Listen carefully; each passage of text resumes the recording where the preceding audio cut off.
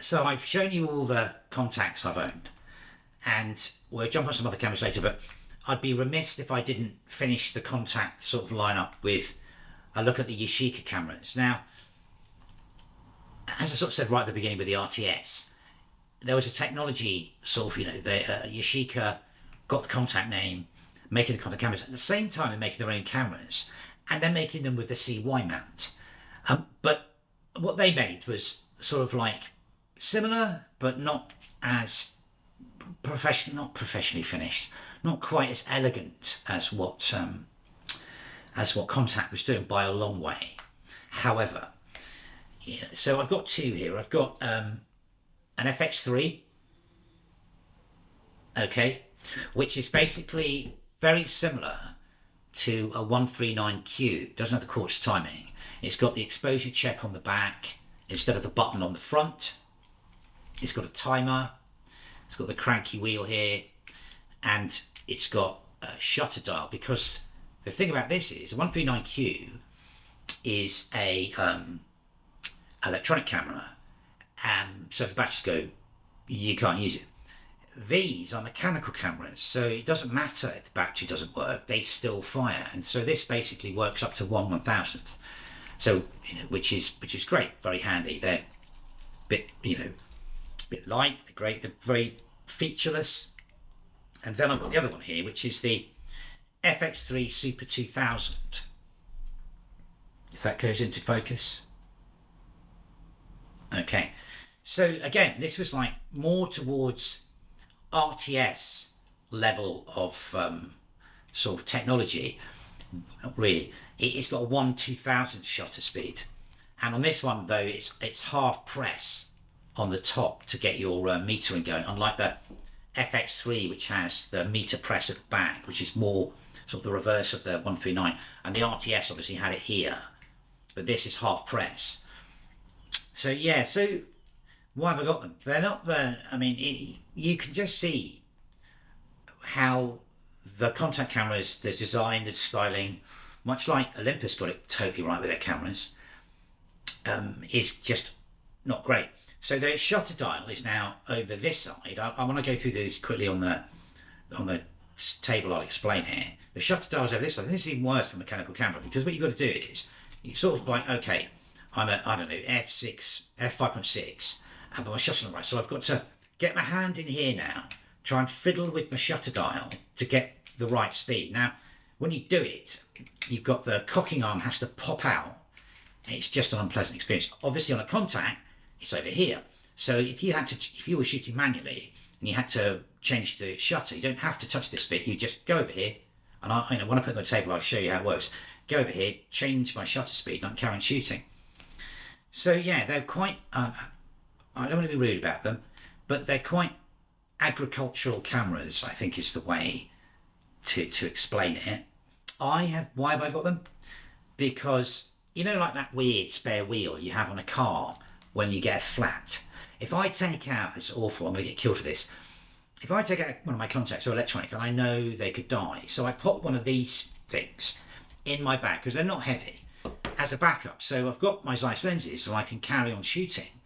But I've got a manual camera with me, because both of these, the 2000's the same, are mechanical cameras, so you don't need batteries.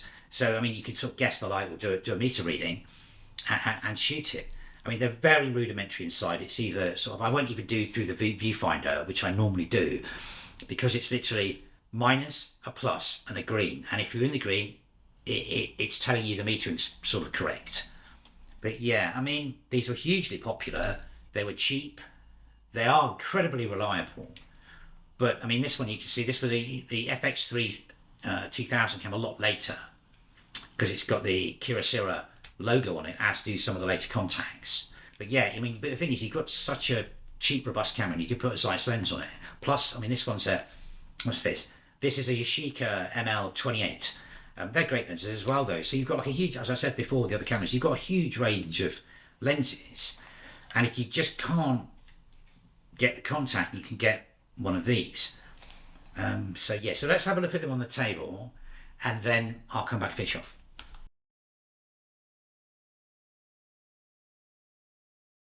So here we are. This is a top-down view of the Yashica FX-3, which is one of the two manual cameras I've just shown you.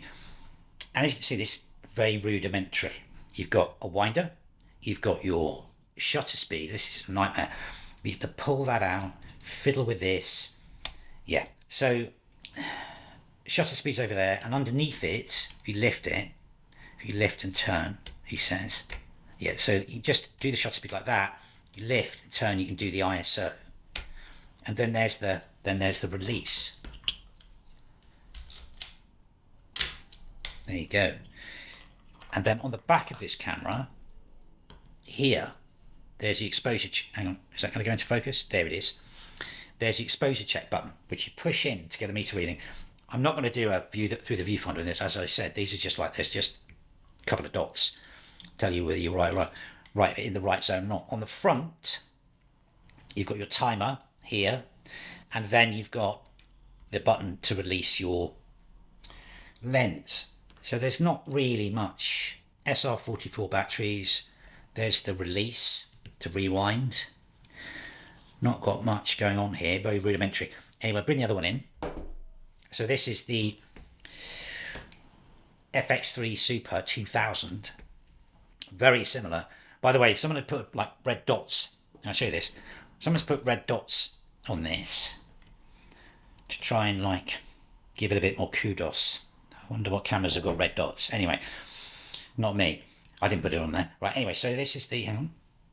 Here we go. So this is the FX-3 Super 2000. And again, it's totally the same as the other one. Rewinder, shutter controls. But this one's half press for metering. So you just basically half press, and then fire. And then you've got your frame rewinder there. Again, super rudimentary. Not a lot going on here.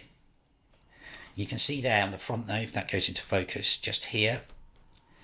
See if it does it. Will it go into focus? It says Kyocera, which is the people who obviously consumed or brought Contax, Yashica into the main company. Timer on the front. This one's got sort of like an attempt at ergonomics. If you can see it here. It's got like a grip, which is like the 159's got that mini grip. It's useful. Yeah, so that's the Yashica FX-3 Super 2000. Mechanical camera does the job.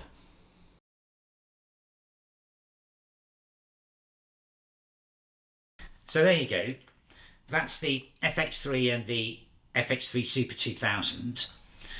I know a lot of people sort of rave about how wonderful they are and do comparisons with them to Contax.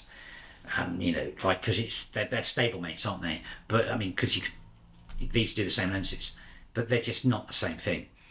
I mean, I sort of love a bit of good design with cameras because I've got to hold them all day, but this is literally like a spare wheel for me. If it, they take great photos, but I just wouldn't shoot one. But I do have to have one as a backup.